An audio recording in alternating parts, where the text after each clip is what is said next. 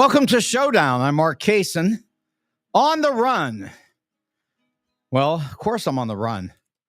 I had to stop at the grocery store and pick up as much toothpaste as I could get my hands on because,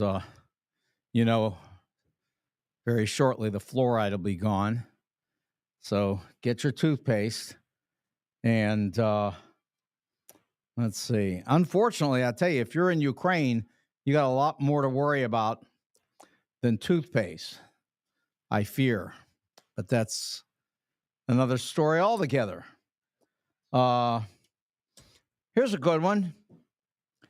From 2016 to 2022, we have had an increase in homicides. 65% increase in homicides. Well, of course, all teenagers, 18 years old and younger, because we give all these kids guns, and then what do we expect them to do except for to go out and shoot themselves? Pretty sad, actually, but that's exactly what we do. I know there are a bunch of people running around that are, I don't know, they're excited or satisfied or somehow rationalizing, but they're saying something that hardly encourages me, and that is that 10 incumbents in the industrialized world out of 10 out of 10 have lost in the most recent elections, including Kamala. And, well, let's put it this way. It may be true, but it certainly doesn't fix the problem that we've got. And we certainly have a problem. Hello, Greg. Let's see. Fluoride or no fluoride in the tap water? Well, there's, there ought to be fluoride in the tap water unless you're just trying to encourage more dentists to get jobs. How quick can we get the fluoride out of the water? You got to be kidding me. Yeah, I wish Eric were here, I'll tell you that, because you talk about the tap water, which certainly taking the fluoride out is lunacy. And then the second thing is getting rid of these vaccinations is just asking for a pandemic. And listen, Donald has no fear because he's gotten himself out of jail for 4 years. Now, 4 years in one day, that might be a problem. They're working on it right now. They're working on it. The Justice Department is figuring out how to do this. And essentially what they have to do is they have to set aside these cases for 4 years. And including the sentencing. That as well. So, 4 years from now, assuming that Donald would relinquish the presidency, which would be a big point as it is anyway, I wouldn't count on it. He might, probably not. He's probably going to fight to stay in. That'll be interesting. But that's 4 years from now. Who knows? And then the other thing is, how do we even know we'll have him in 2 years?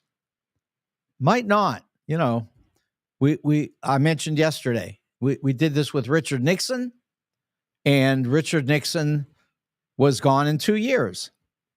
He was a crook. We knew he was a crook, but you couldn't exactly prove it. And that brings up an interesting point also.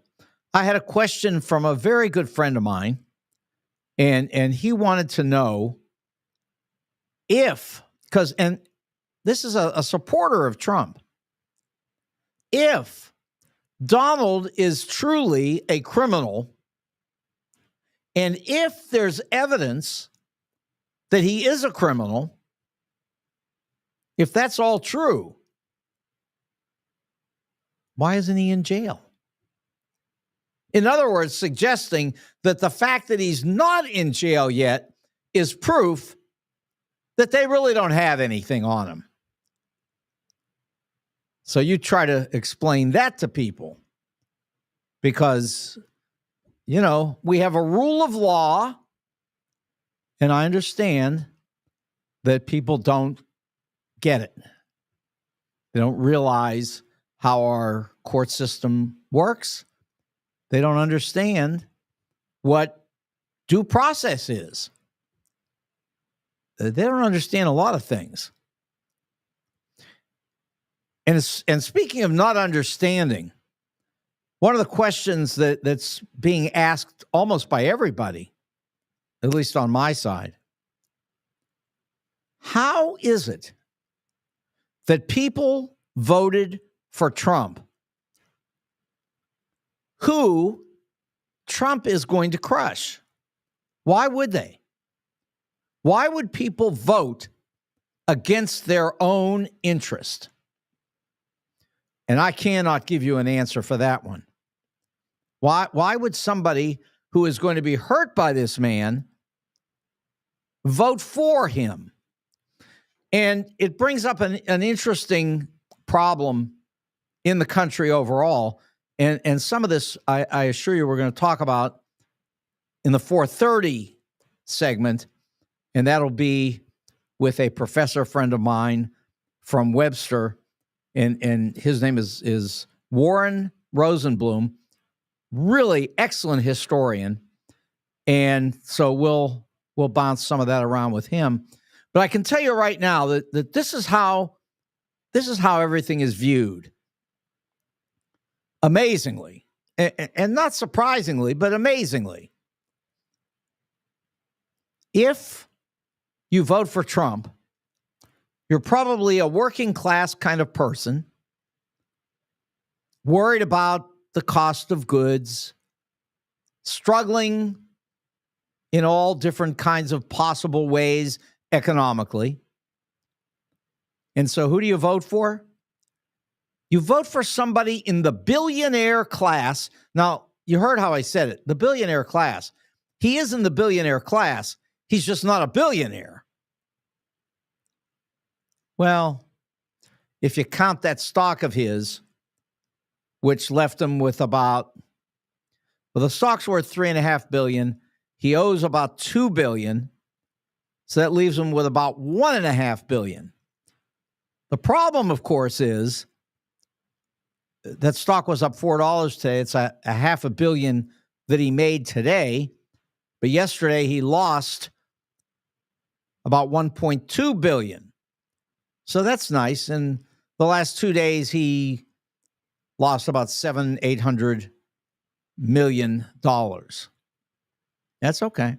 No, I just said that, Greg. It was up $4 today. Not quite 15%, but $4. Yeah, that's true. Well, almost 15. That's not that far off. I'll give you an updated quote. 31.62. Okay, so it's up 15% for the day. Yeah, that's good enough. But it dropped over 30% yesterday. So, yeah.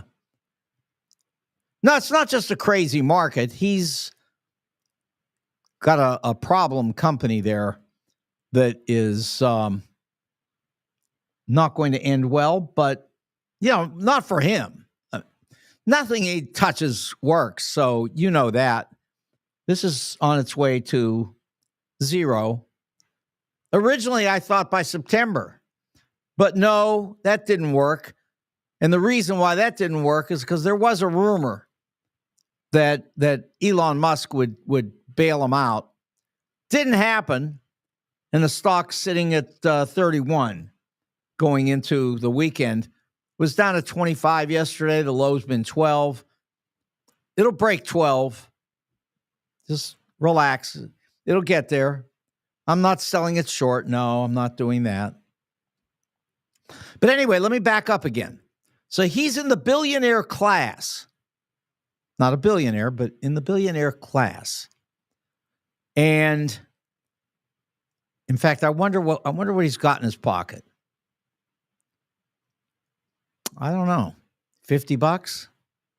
Anyway, he's in the billionaire class. So you vote for the billionaire class, all these billionaires who are supporting him because they felt like that would get them power, which indeed it's getting them some power. And we'll find out what that amounts to. But so he's in the billionaire class. So if you're a working class person, you vote for the billionaire class and hope that they're going to take care of you. Now, what you do is you vote against the Democrats, who are the working class people. That is, they support the working class. They care about the working class. That's the whole basis for the party. But you vote against them because here's the problem. You see them as the elite. And the reason you see them as the elite is because they're loaded with education. You know, there are too many of us PhDs running around, and that's scaring the heck out of them. So they want the PhDs to be out of office and bring in the guys who support billionaires and reducing billionaires' taxes. Yeah, of course it doesn't make a bit of sense. And that's okay, because they have to do what they believe in. And certainly they believe that Donald loves them. I have said for 10 years that Donald would take your vote, and then you would meet him and shake his hand, and he would spit in your eye, because that's just the kind of guy he is. Tell me it's not true. Tell me he's just a warm and loving sort of individual. No, he's a rapist. Okay. Look, he's president for 4 years, and he's as legitimate as they come. Winning the popular vote, winning the vote in the Electoral College. He won it all. But see, here's the thing. I listen to people very closely from my side. And here's the problem with them. You know, they're all thinking about what can they do to win the next election? What's it going to take? See, that's not what I'm worried about. Now, I understand that they're also worried about my concern as far as, you know, Donald trying to destroy our democracy, which we know he is. And the reason why we know he is because he wrote it down on paper and he spoke it out loud in so many ways. I could read it to you. I could play the clips. You know, he said it. All this business about terminating the Constitution and deporting 12 million people, putting them in camps until they can leave. I mean, you know, it's Hitler. You see, and they're all saying, the people on my side are saying, okay, let's calm down on the Hitler part. You know, let's not say all these things. Let's see if we can work something out with the other side. You know something? There's no working anything out. That's not going to happen. You can't compromise this one. You know, I always talk about, and Warren is somebody that may be able to talk on this in the second half hour because he's done a lot of writing about the Holocaust. And, you know, I do talk about the fact that there were Jews in Germany who did say He doesn't mean us. He's going to do that to the Polish Jews.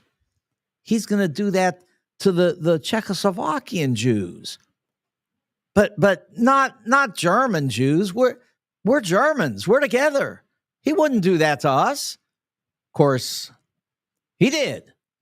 And of course, there were German Jews who sort of officiated at the camps and helped the Germans to move everybody along and to, keep things going so they could accomplish their goal. I'm just saying, anybody that says, hey, I'm Latino, and he's going to send a bunch of people out of the country, but it's only going to be criminals. It's not going to be us. Not going to be us. He doesn't mean us. No, I heard that all the time today, many places. Yeah, Michael, he does try to manipulate that stock on Untruth Social. I can't say the other one. But the thing about it is, in the end, it's zero. So yeah, I wouldn't worry about that one. I wouldn't sell it short either, because I'm not looking to get in the middle of one of his crazy deals. Elon Musk could step in at any time and say, Donald, here's $10 billion. Could do it. And you'd be wiped out on the short side instantly. So I'm not looking for that. But I will say that there are a lot of crazy things out here. There's some great articles, and I'm not going to talk about them all today. I haven't even read them all, but I've read some of it, and there's some great articles that are really worth reading. So first of all, this is in the Financial Times. Francis Fukuyama, who talked about history repeating itself. And he wrote a terrific article in the Financial Times. Well worth reading. There's a New York Times article all about how Trump won, and talking about Trump being the vessel for rage in this country. All these people who are raging over their perceptions of how they're being ripped off at the supermarket. That's their rage. Actually, I have to say, I don't have any of that rage. I know sometimes it sounds like I'm, flipped out over this, but I'm truly not. And I've talked about the fact that, Richard Nixon, who was a horrible person, not as bad as Donald, okay, but horrible nonetheless.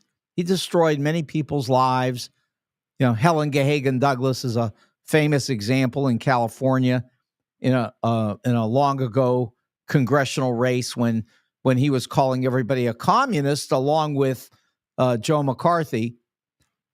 I'll never forget. I've got a video I show my students all the time. It's all about how the Rosenbergs were executed. And in talking about the Rosenbergs, Nixon says, yes, they're a couple of rats. And the important thing to know about rats is when you shoot them, you need to shoot straight. Nixon was a horrible person, of course. And look, we got rid of him in 2 years. 2 years, he was out the door. Not easy, but he was gone. Will Trump make it 2 years? He might. But I'll also say this. He has no self-control. We all know that. None. So there are things that he shouldn't do, but he will do. And so, yes, there's a chance he'll be out the door. One of the things that I've talked about, of course, is the economic problem that faces the country. And the economic problem that faces this country, for sure, has to do with a stock market, which I know a lot of people out here are saying, pour in your money because let's get ready for the ride. And I have to tell you that that is just the kind of attitude that sets up absolute stock market destruction. Now, in addition to stock market destruction, and I also bring to your attention what I've mentioned before, which is that this advance in the market has been incredibly narrow.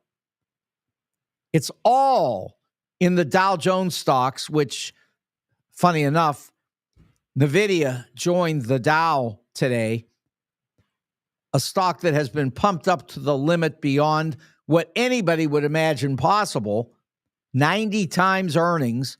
And I can tell you right now that you watch what happens to NVIDIA and how that affects the Dow Jones Industrial Average. It was just a bad time to put NVIDIA in the averages. Greg wants to know what I think it's going to be like in a year. Well, I think in a year, absolutely, you will be looking at the Dow Jones Industrial Average 40% lower, could be 50 or 60 in a crash. And again, I don't blame this on Donald, but he's going to add to it this bizarre idea of throwing tariffs on everybody in sight.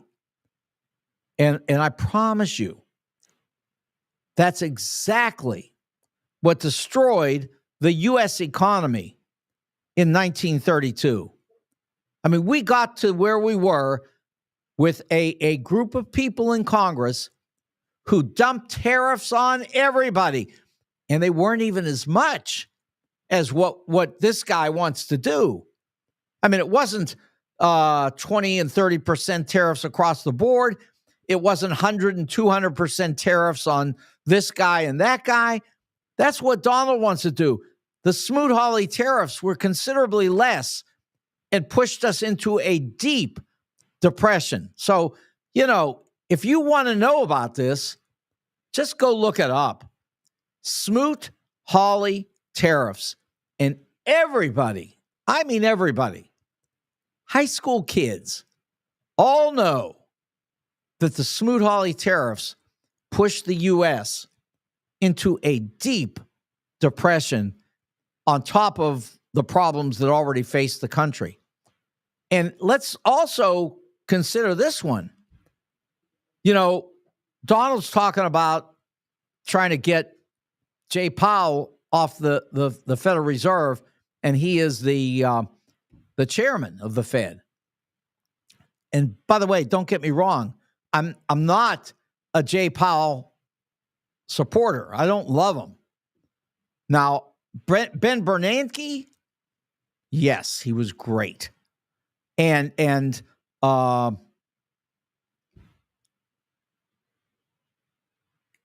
you go down the line. We've had some really great people on the Fed. Powell's not the best, but he did say this. He said, if Donald tries to get rid of me, he says, I'm going to refuse to go. And he also says that Donald can't do anything about it, which under the law, that would be true. But of course, Donald doesn't follow the law, and he does have SEAL Team 6. So, Jay Powell could be taken out pretty easily. I don't know how many guns he's got, but SEAL Team 6 could get him. And this is where we are. This is the country that Donald Trump is offering us. So it's not fun from that standpoint. There are a lot of people out here who don't think any of this is going to happen. They're saying he didn't mean it. He's not going to do it. It's all Democrats talking crazy. But it's what Donald says. It's, what did he tell us? That when he gets into office, he's going to have the unified Reich. I know he got rid of it. I understand. But nevertheless, he put it up there in the first place. And yeah, John Kelly tells us that this is a man who praised Hitler. So we can forget all that if we want to. And we can just say, it'll be okay because he's our vessel for rage. Let's hope that it doesn't get any worse than that. Let's hope he doesn't become the target of everyone's rage, because it wouldn't be for a good thing. Powell answered a reporter's question if Trump would try to replace him, never said let him try.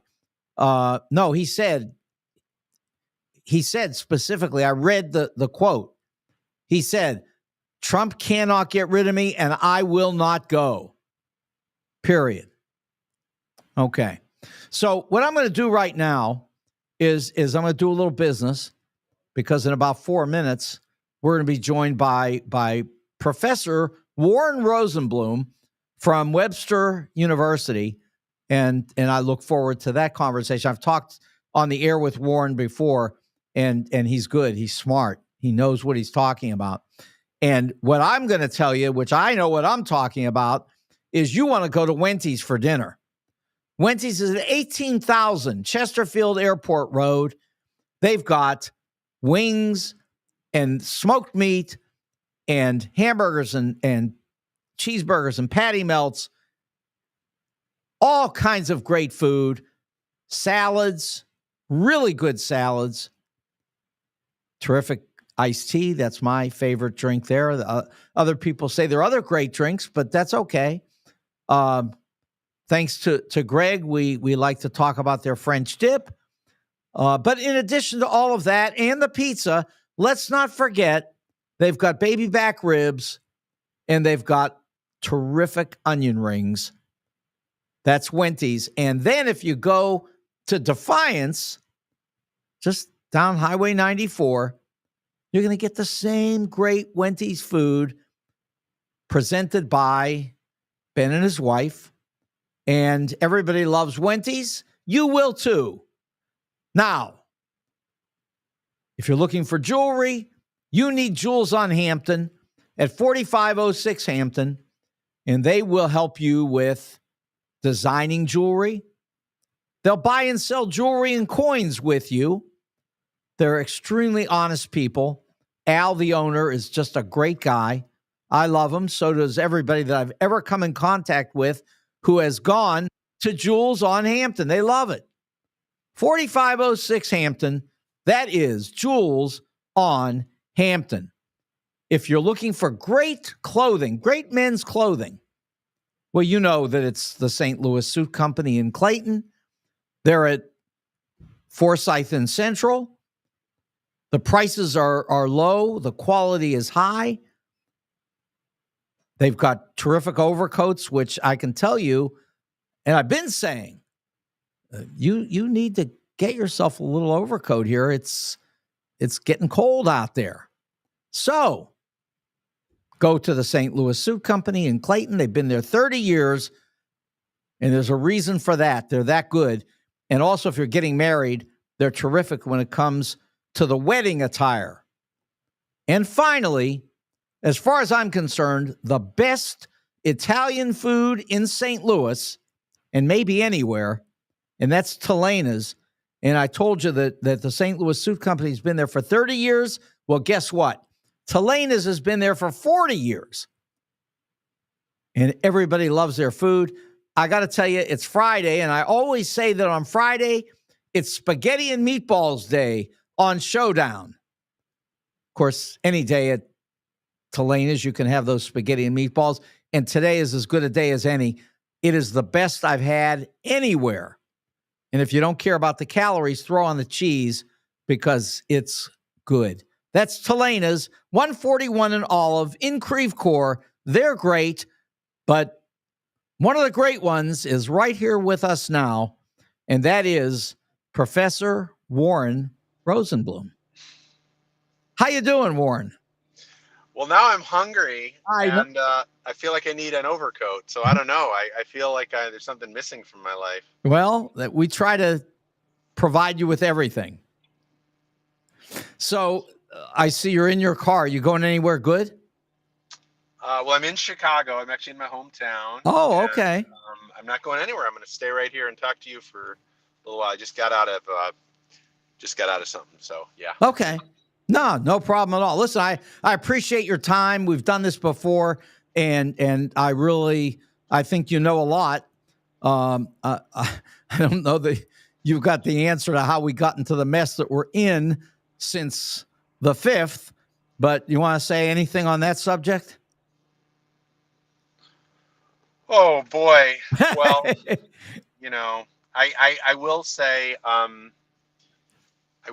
I think it's the economy, stupid. I really think that James Carville was right years ago when he quoted when he made that famous line. I don't think I'm saying anything profound, but I think a lot of the hand wringing and a lot of the despair that's happening right now on the left is a little overblown in the sense that I think it's something pretty simple here. I just can't believe that this was all an endorsement of the extremism expressed by Donald Trump. I can't believe it was an endorsement of the the racial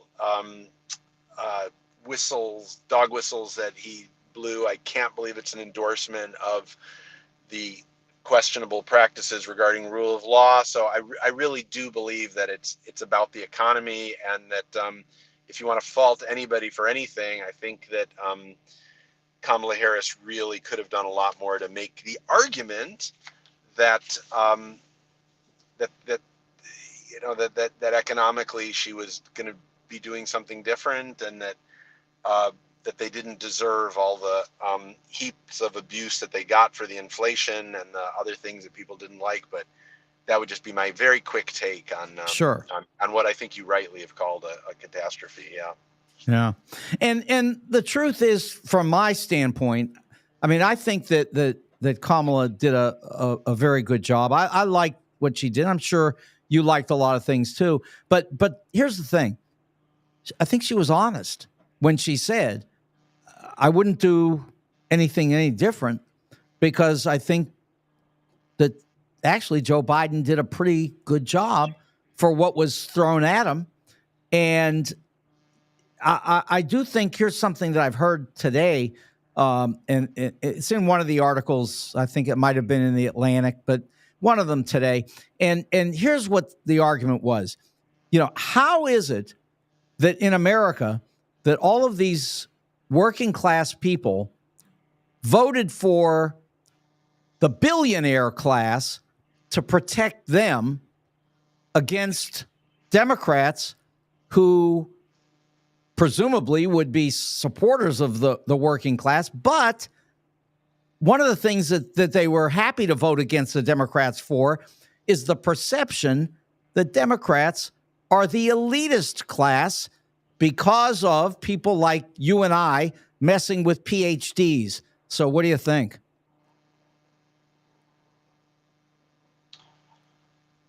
I mean, I think there's a very strong sense that the entire system is rigged, and that the entire system is messed up, and that it serves the interests of a certain slice of the population, and that people with PhDs are doing okay. Some of them are doing very well. That lawyers are doing okay. A lot of them are doing really well. That doctors and financial consultants, and that there's this kind of class that benefits from the system. Benefits from the establishment, benefits from the rules as they currently exist.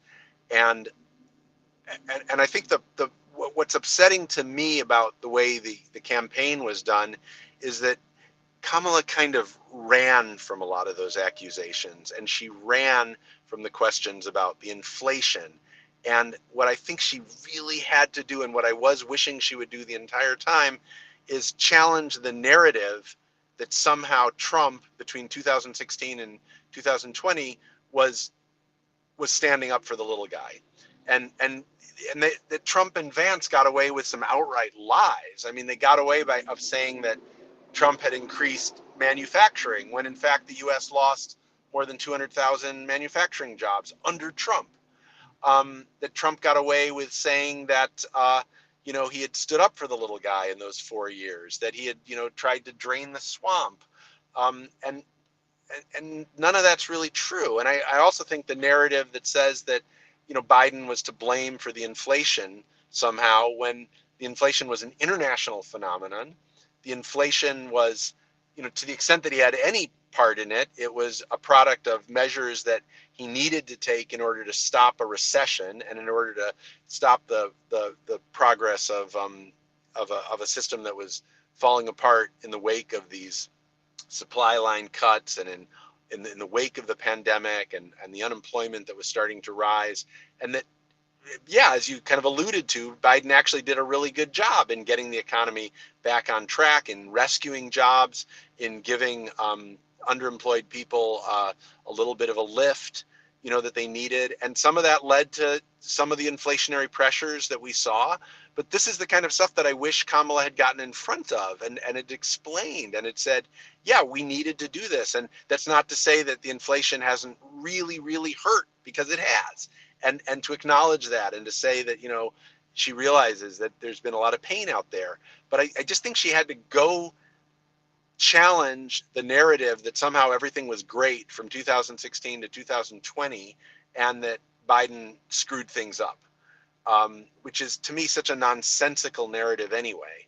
And as far as the elites are concerned, yeah, I understand the frustration. I understand, being a tenured professor, I understand that people look at us and say, wow, you guys are so spoiled. And why in Sure. the world are you allowed to teach just, in my case, 3 classes a semester, versus how, teachers and schools often have to teach 5 or 6, classes in a semester. And why is that? And, I'm happy to address that, but I feel like, those are the kinds of things that Harris just ran away from.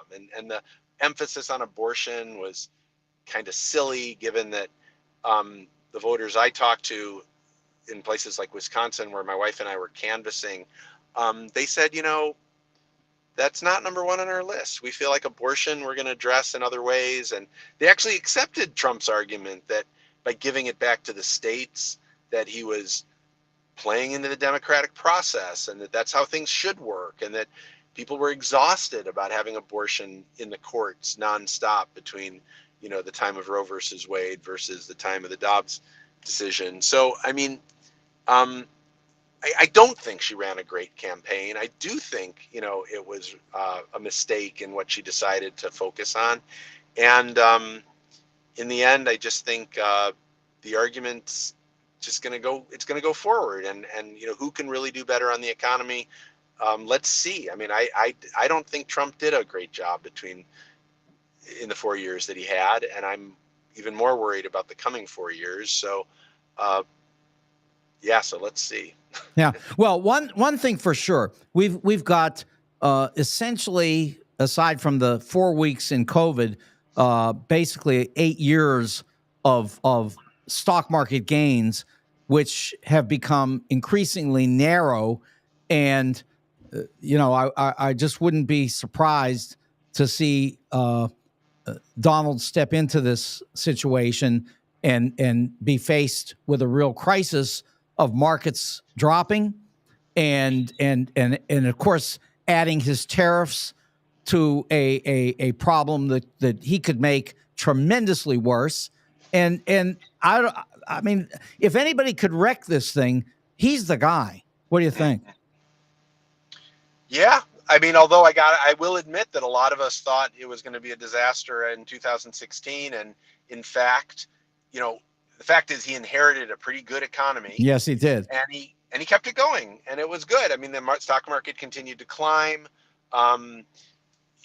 most of the inflation stayed low, unemployment stayed low, working class wages increased. I mean, all that's true. I don't know how much of that the president controls and how much he should get credit for, but it was certainly the case that the worries we had in 2016 turned out, fortunately, to not come into play until he really mismanaged the pandemic, Right. and led to a much more serious crisis than I think we necessarily would have had. Um, but I do worry going forward. I think the tariff idea is absolute lunacy, and I have a feeling that smarter heads are going to step in, and he obviously now has got his new number one bro in Elon Musk, and I mean, God knows that Musk knows better when it comes to He ought particularly to. Yeah. tariffs. And yeah, he's got to worry about protecting his own ability to sell cars overseas and to stay engaged. So yeah, I don't even know. A lot of this was just talk. He wants to kill a lot of Biden era programs like the green energy initiatives that Biden took. But the fact is that now a lot of Republican congressmen are going to fight for those programs because they are providing jobs in Republican districts.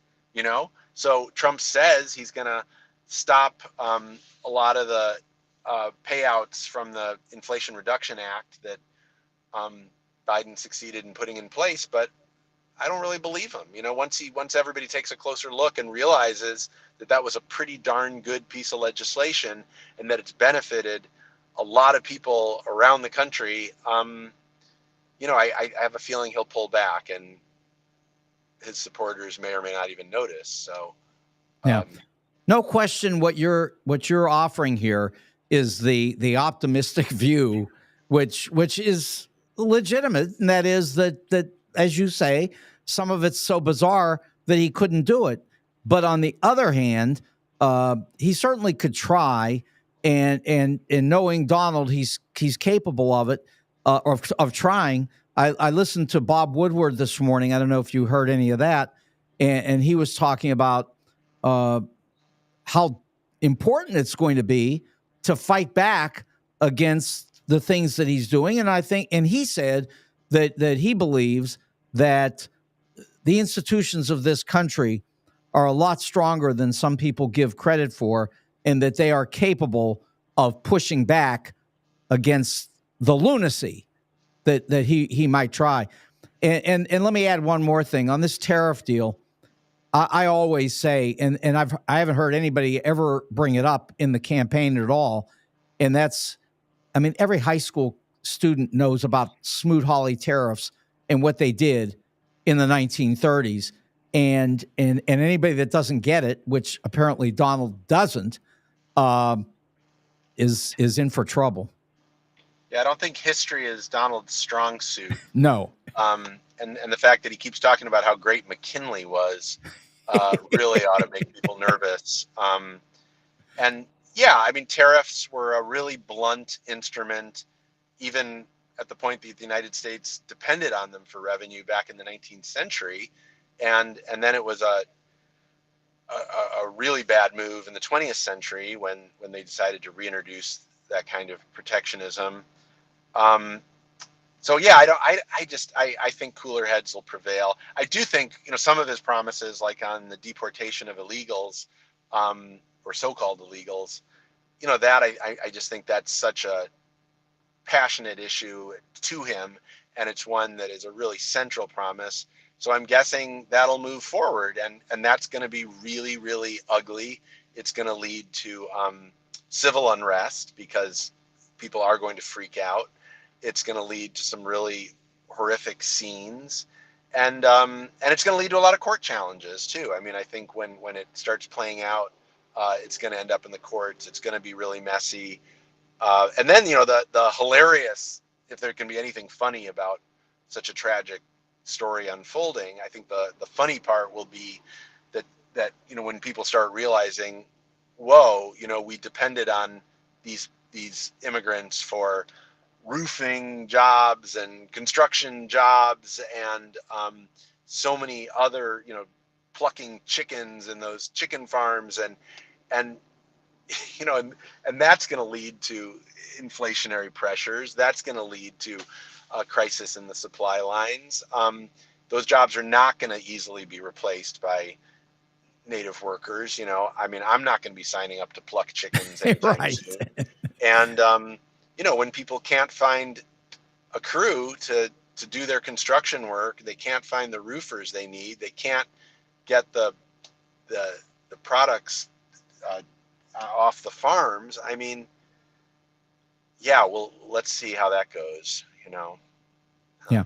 Well, let me ask you about the culture wars, because one of the fears, of course, that is hanging around out here is that it's a lot more than Donald, and that this culture war thing has been going on since people were freaked out over Earl Warren, all the way back in the 50s and 60s. And so how much of a concern do you have that this whole culture war thing is much bigger than just Donald's stupidity? Hmm. Well, they definitely hit a nerve with the focusing on trans rights, and that's clearly a battleground. That's a place where people on the left do not want to compromise. People with family members who are trans, people who kind of get it about how trans people are being persecuted and how they deserve a right to, you know, live according to the way they want to live. And on the other hand, people that for whatever reason don't get it yet and still feel grossed out. They still feel suspicious that this is all just kind of manufactured trend or something. And then the people who have bought into the idea that children are being exploited, and that's a real fault line in our society. And so I think people on the right have been able to exploit that fault line. They saw an opportunity, and they've been making an even bigger deal out of this fight than would otherwise be the case. Um, Other things seem to have died away, like the whole obsession with library um, books and purging the libraries of unwholesome material. I don't know. I haven't heard a lot about that one lately. I That was going to seems say, I hope that's true, but I sort of have the feeling, just from what I've heard out in Wentzville and Francis Howell, that that there are a lot of people out there that are looking to come back on this. I really, think, yeah. yeah. Okay. Well, I mean, as a father of two girls, I find that hilarious too, because like if I were going to get worried about what my children are exposed to, I'd be a lot more worried about Mr. X over there, Elon Musk, and what my children can see on what was formerly known as Twitter, versus what's in the public library in Wentzville. I mean, how many kids are going to the public library in Wentzville anyway, right? Yeah, I right. mean, I'd love it No, if that they you're were right. going to the library, You're right. but You're they're right. not. They're watching TikTok. They're watching. They're looking on Twitter maybe, or they're looking on things that you and I haven't even heard of yet, right? So it's like if people were genuinely concerned about kids' exposure to sexual material and stuff that's going to quote unquote corrupt them, there's so many places to be concerned before I get to worrying about the libraries. But whatever, that's the thing. There's a kind of opportunism. This culture war is so much about manufactured crises. It's about people finding stuff to get excited about. And yeah, who knows what the next one will be. It's like I mean, the trans rights is probably going to continue to be a flashpoint for a while. Maybe you're right that the libraries are going to come roaring back as an issue. But I figure, yeah, there's always going to be something, because there's people that somehow benefit from this fever, this moral panic, as academics call it, that they're able to create around these issues, and it serves a purpose, and so they keep doing it. But as a dad, as somebody who's concerned about what my children are exposed to, or how they're growing up, it just seems so false. There's so many other things I worry about. Before I get to the kinds of issues that people seem to be freaking out about, including the idea that maybe there's going to be a trans kid on the soccer team. Right. They just feel like such utterly false issues and just things that are playing to people's worries rather than something that represents a genuine social issue. Yeah. How do you feel about the idea that maybe we should be promoting the idea? And I know that it sounds almost crazy in 2024, and it's a sad thing that it is. But what about the idea of encouraging more people to actually go to college? Yeah, well, I'll be down with that one. Yeah, I worry about this, what's happened to higher education under the Trump administration, because there is this feeling that kids go to college and then they're brainwashed, and good conservative kids become liberals after they go to college. That seems to be a real anxiety. Talk about, culture wars. Right. Um, so I hope again that cooler heads prevail and people realize. Elon Musk went to University of Pennsylvania, as did Donald Trump, and they both obviously got pretty decent educations there. They must realize the importance of university training and what it does for us as a country, and why this country is the envy of the world in terms of the higher education opportunities. So, yeah, if we're really going to compete with China, uh, we need to build on that educational legacy, and we do need to get more kids going to school. And you know, I I I don't think kids are getting indoctrinated. Uh, the most of the professors that I know are really interested in critical thinking. They're really interested in seeing their students challenge them. Everybody I know is thrilled when they show up in class and a student expresses a conservative point of view well, and challenges orthodoxy and says, I see things differently, and sparks an interesting discussion. Everybody I know loves that, and that's what our universities do at their best. So I don't think anybody should be afraid of their child going to school or more kids going to school. But they are. I mean, they realistically that I remember it was about a year ago. I was at a thing that we were doing over at Wash U, and there was a Pittsburgh Post Gazette headline that said Americans believe that college is harmful, something like that. And the headline was as big as you would expect it if somebody had been assassinated. So, I mean, it's it's just something that somehow has been dug into our economy, our culture in a way that's pretty scary to me. Yeah, yeah. Gosh, Mark, I don't know how deep that goes. I have a lot of students from rural Missouri and rural Illinois, and it's so fun watching them evolve as thinkers.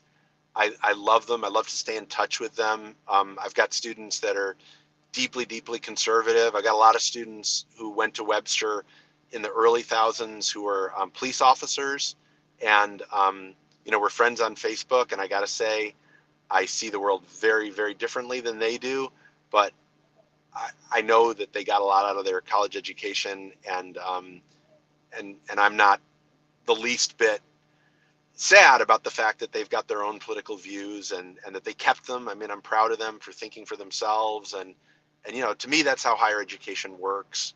And I just think the myth of the professor who's out to create liberal clones it just doesn't stand up when you go and you visit classes. And Yeah, nobody wants that. And one of the perfect examples, which I give in terms of the work that I do, is I tell students all the time, be careful if you agree with me, because if you do, you'd better have some evidence. yeah, no, that's lovely, and that's definitely what I've seen both in my years as a department chair and doing evaluations and assessments. I mean, really, I'll admit there are some professors who try to indoctrinate their students, but then it's a joke. They never succeed. There's always just students are too smart. They know what's going on. They Nobody's are. gonna, they're not gonna be brainwashed. So yeah, I don't know how these concerns keep coming along, except somehow or another it is the case that when people go to college, they do tend to start thinking differently about the world, and Lord knows why that is. Maybe it's just because they're reading more, they're getting Well, exposed to exactly. different things, and Sure. No, I mean, the more you know, the more that you're going to think about how things work.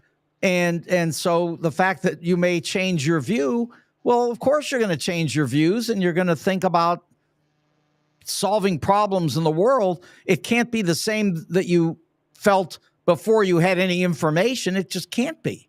yeah, yeah, yeah, yeah. I don't know. I mean, I do think, I think people say there should be more conservative professors, and my answer to that is great. Bring it on. I mean, we we had positions that we hired for at Webster where we'd get hundreds of applicants, and it just happens that they're overwhelmingly they well, I don't know for sure, but you sense that a lot of them are tend to be liberal, and those are the people making this crazy choice to become professors, knowing that they're not going to earn nearly as much as they could in other fields, knowing that there's a serious risk that they'd never get a tenure track job, and the people willing to take those chances for whatever strange reason do tend to be liberals, and but the idea that I was never on a hiring committee where we're afraid of hiring conservatives. I mean, on the contrary, we were always happy to see some ideological diversity out there. But Yeah. I always love to tell the story, and you may appreciate this in your position.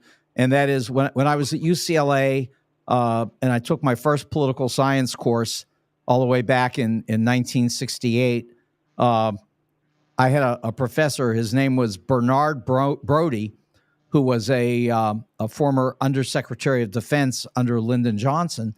And I turned in a paper on Vietnam, and he gave it back to me and said, D as in donut, this is communist propaganda. So, everybody at a university is not liberal. So it's all I can say. Yeah. Well, D is in donut. Yeah. I love donuts. Me too. Listen, be safe in your travels. I know you're up in Chicago. That's really great. Enjoy it. And thank you for coming on. Really enjoyed talking to you for a half an hour. And we'll see you again. Yeah, thank you, Mark. It was fun. Okay, Warren. All right. And I want to remind you all that, first of all, Wenty's. I want to thank Wenty's and the St. Louis Suit Company and Jules on Hampton and Telena's, and especially tonight with the spaghetti and meatballs. You don't want to miss out on that.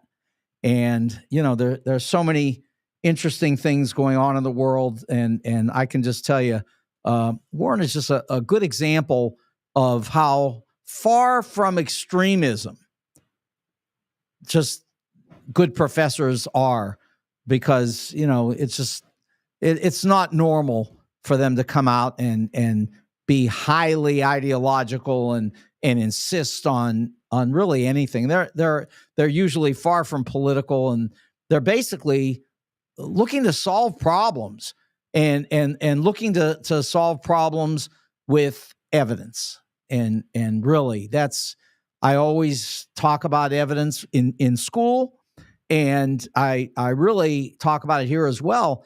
I say, look, go find the information and come back and talk to me about it.